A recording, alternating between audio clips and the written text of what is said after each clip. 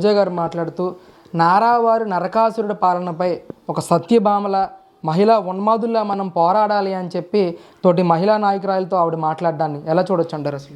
అసలు వాళ్ళు చేసిందే అరాచకాలు చేసి ప్రజల మీద మహిళల మీద ఎన్ని అరాచకాలు చేసి ఎట్ట చేశారో, మరి జత్వానీని ఎక్కడ తీసుకొచ్చి ఎట్లా నిర్బంధించి ఎట్ట చేశారో, మరి ఎక్కడెన్ని రేపులు జరిగినాయో, ఎక్కడెన్ని మర్డర్లు జరిగినాయో, మరి అక్కని అవమానించారని అక్కని ఇబ్బంది పెట్టారని చెప్పి ఒక 10th క్లాస్ కుర్రాడిని ఏ రకంగా పెట్రోల్ పోసి ఇది చేశారో ఇవన్నీ ప్రజలందరూ చూస్తున్నారు, గమనిస్తున్నారు. ఇంతకు ముందు రోజుల్లో ఏదో తెలియని పిచ్చి జనం ఉండారు, మా మాటలు ఏం మాట్లాడినా అది నమ్ముతారు అనుకుంటున్నారా? ఆ పరిస్థితి అయితే ఆంధ్ర రాష్ట్రంలో లేనే లేదు.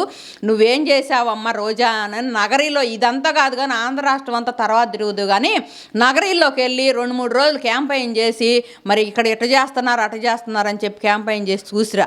మరి నీకు చేవాట్లు చెప్పు దెబ్బలకు పడకపోతే అప్పుడు మొత్తం ఆంధ్ర రాష్ట్రం తిరుగుదు. కానీ మహిళల భద్రత అనేది కూడా ఈ ప్రభుత్వంలో కూడా మహిళల భద్రత బాగానే ఉంది. కాకపోతే మీరు కొన్ని అరాచకాలు చేయాలని చూసి మరి ఎక్కడెక్కడో ఏదో ఒకటి అరాచకాలు సృష్టిస్తా మరి సింహాచలంలో ఏ రకంగా చేశారో, తిరుపతిలో ఏ రకంగా చేశారో జనం అందరూ గమనిస్తున్నారు.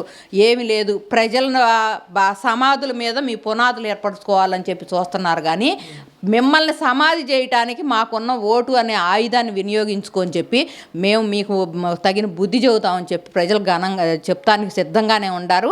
దాన్ని బట్టి అర్థం చేసుకొని కొంచెం ఆచితూచి మాట్లాడితే బాగుంటుంది.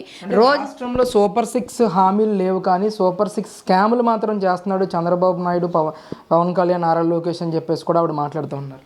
స్కాములు చేసే వాళ్ళకి స్కాములే కనపడతాయి, సూపర్ 6లు ఎక్కడా కనపడవు. ఇప్పుడు ప్రస్తుతానికి రన్నింగ్లో నడుపుతానే ఉన్నారు. ఏదో ఒక హామీ ఇచ్చి ఆ హామీని నెరవేర్చడం. పెన్షను ఒక ఉదాహరణ తీసుకోండి. పెన్షన్ మీరు 5 సంవత్సరాలకు కూడా 5 సంవత్సరాల చివరిలో 3,000 చేస్తామన్న పెన్షన్ని 5 సంవత్సరాల చివరిలోకి వచ్చేసరికి 2-3 నెలలు ముందు చేశారు. అట్లా కాకుండా ఈ వచ్చిన 2వ నెల 3వ నెలలోనే మరి 7,000 ఆ నెల నుంచే ఇస్తామని చెప్పి ఏ రకంగా అయితే పెన్షన్ పెంచారో, పెన్షన్ ఇచ్చారో చూస్తున్నాం. మరి ప్రజలకు ఏదైనా అవసరమైన పనికి ఇక్కడ మనకి అభివృద్ధికి ఇది కావాలి అని చెప్పి నిన్న హంద్రీనివా ప్రాజెక్టు దగ్గరికి వెళ్ళి ఇంతకు ముందుండ దానికంటే కూడా 16 మీటర్లు ఎక్కువగా తీసుకొని హంద్రీనివా కాలువని కనుక ఇచ్చేస్తే కనుక మరి అనంతపురం, రాయలసీమ జిల్లాలన్నీ కూడా సస్యశ్యామలంగా ఉంటాయని మండుటెండలో మరి నువ్వన్న 75 ఏళ్ల ముసలాడు పడుసోళ్ళలాగా ఏ రకంగా నడుస్తున్నాడో ఒక ఉదాహరణ చూస్తే బాగుంటుంది. మరి హంద్రీనివా నీకు దగ్గరే అయి ఉంటుందమ్మ రోజా.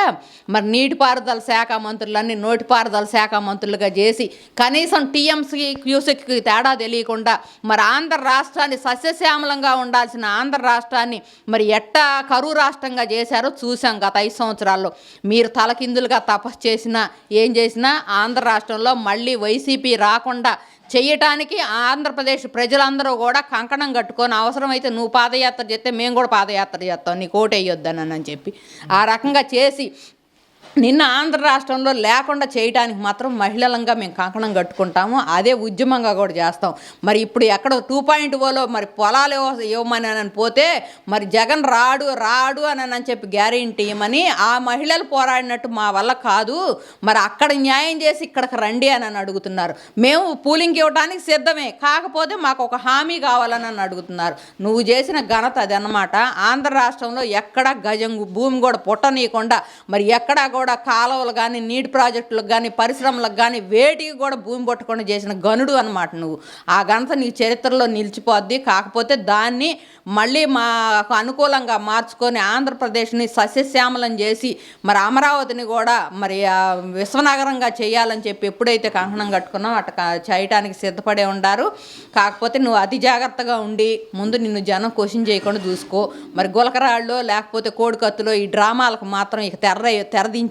ఎందుకంటే ఇవన్నీ ప్రజలు గమనించేస్తారు. నువ్వు వేసే నాటకాలన్నీ గమనిస్తూనే ఉంటారు. దాన్ని బట్టి మీరు అర్థం చేసుకుంటే బాగుంటుంది.